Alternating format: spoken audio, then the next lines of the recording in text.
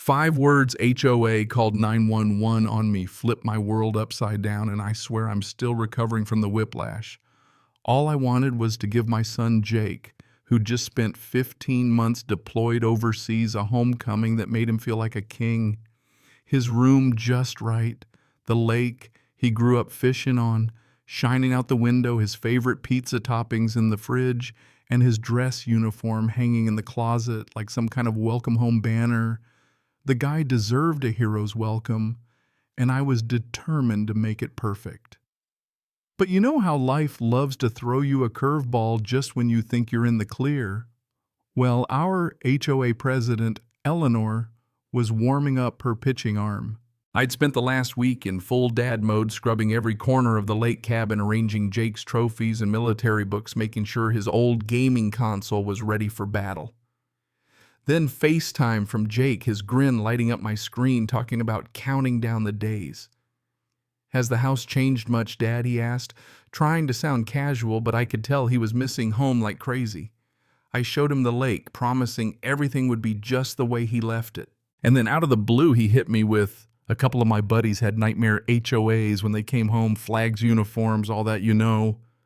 His concern was real. These kids are out there serving their country, and they have to worry about some busybody citing them for flying a flag. I told him, "Don't worry, son, our HOA is nothing like that. Your old man knows how to handle rules."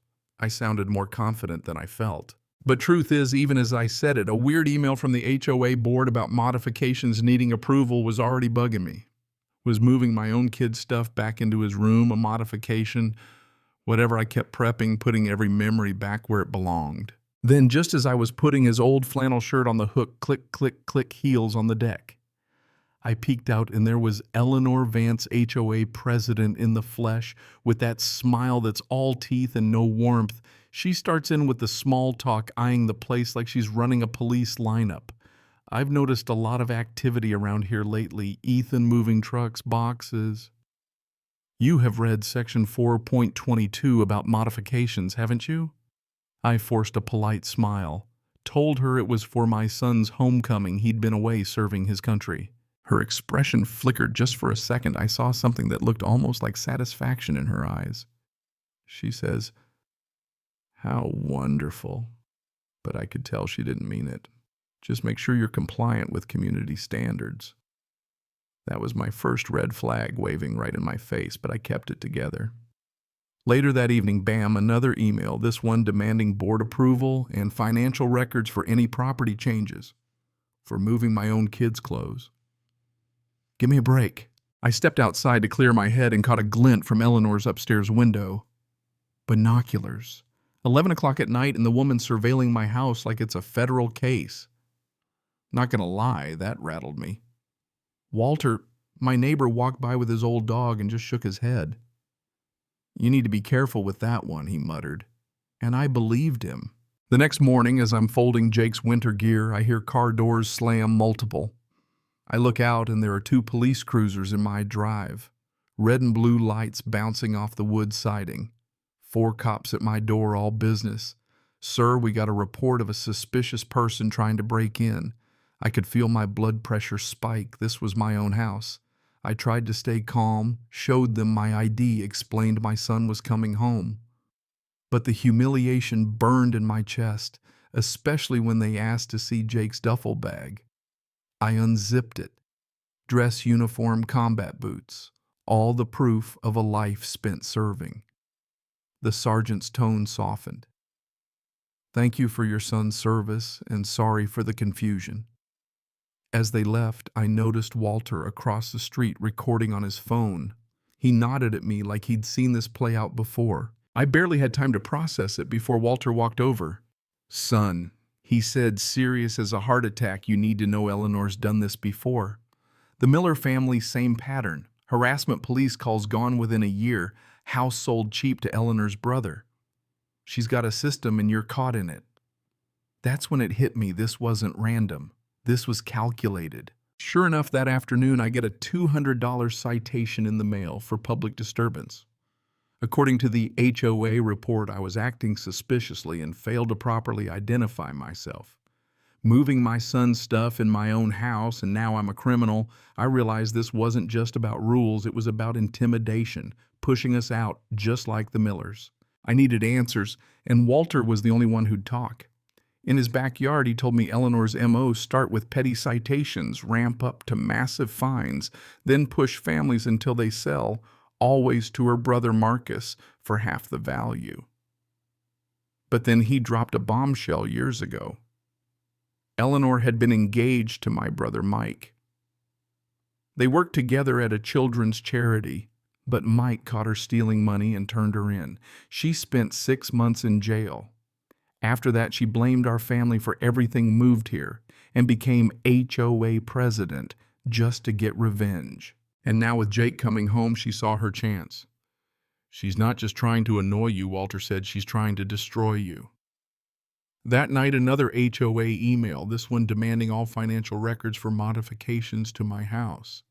But I know a thing or two about paperwork, so I fired back my own request HOA financials for the past 3 years. Eleanor responded with a password-protected PDF locked down tighter than Fort Knox. But I have friends, one quick call and I had it unlocked. What I found made my blood run cold. $300, $1,000 paid out to a landscaping company owned by Eleanor's brother Marcus, coinciding with each family forced to sell. It was a closed-loop harass, fine, foreclose, buy, cheap launder through fake expenses. I cross-referenced everything and realized every major landscaping payment lined up with another distressed property purchase. This was criminal, plain and simple. But even as I gathered evidence, Eleanor was still on the offensive. Next morning, HOA email mandatory property inspection at 8 a.m. to assess violations. Non-compliance meant an immediate lien on my property. She was tightening the screws. Eleanor Marcus and a board member showed up. Clipboards, cameras, the works. Every tiny detail got cited: mailbox 2 inches off grass, half an inch too long. Even Jake's old bird feeder from shop class. By the end, I was facing $15,000 in fines. Would be a shame if your son came home to find his family facing legal action. Military families deserve better, don't you think? Eleanor said, all faux concern. That was it for me. Leave my son out of this, I snapped. Whatever grudge you're nursing, it ends here. Her smile never wavered, but I saw the darkness in her eyes. This wasn't about rules, it was about payback. I spent that night on the deck staring at the lake, feeling trapped. But then my wife Olivia came out carrying an old wooden box, my grandfather's. Inside were dusty papers from the 1950s, and buried among them a land covenant with the county's seal. Turns out our property was exempt from HOA control perpetually. For the first time in weeks, hope flickered. Next morning, I was at the county clerk's office, heart pounding. She confirmed that the HOA had no legal authority over us, never had. Every fine, every threat, all illegal. She handed me stamped copies and said, take these to your next board meeting. If they harass you again, they're violating county law.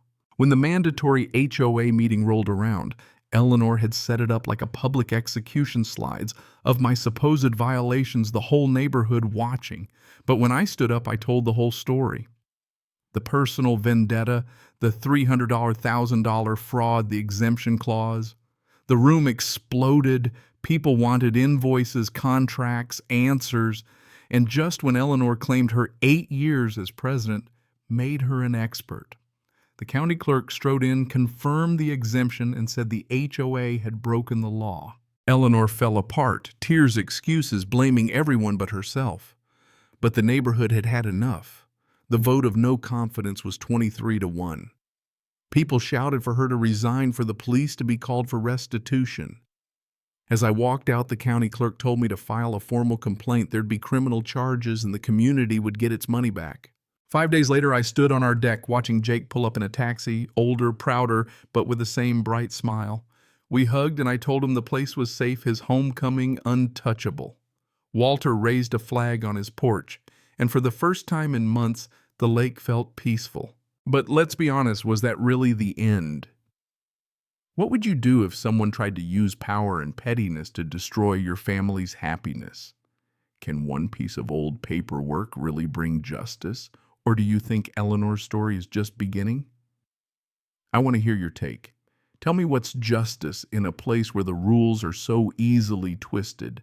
Drop your thoughts below. Who's right? Who's wrong? And what would you do if it were your family on the line?